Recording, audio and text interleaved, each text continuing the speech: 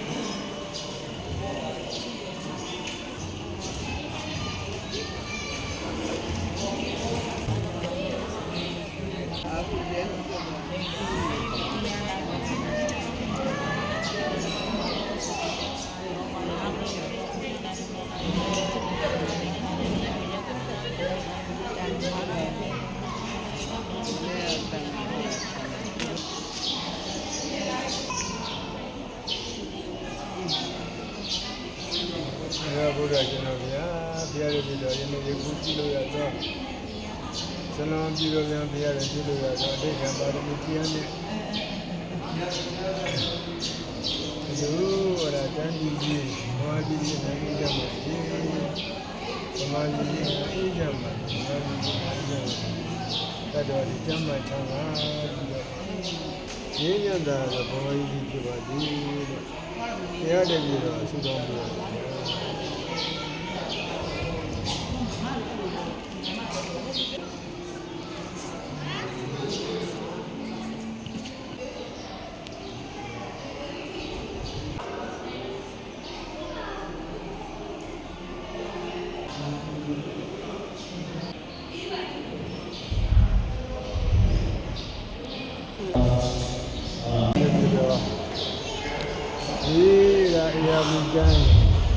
ဇလုံး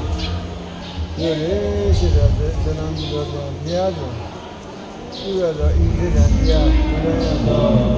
သူ့ဒါနမှုရှိလို့ကြောင့်ဘာမှဒီနာအေးချမ်းပါစေဘာဒီနာဒီကတဲ့ညာကတဲ့ဘာဒီတော့ပြီးဘာဒီဒီကအပေါင်းတို့ကျမ်းမာချမ်းသာပြီးတော့ပြည့်ပြည့်ဝဖို့ဟောငြိမ်းရပါ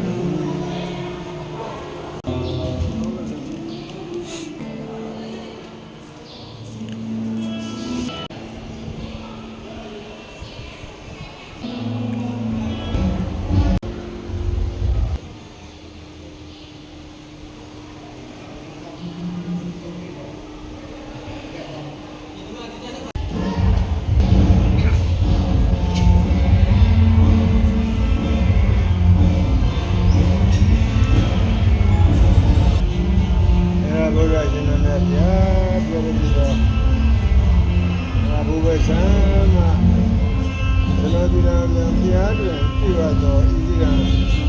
ပါရမီတရားလူရန်ရသောဒါနပါရမီတရားတို့ကြောင့်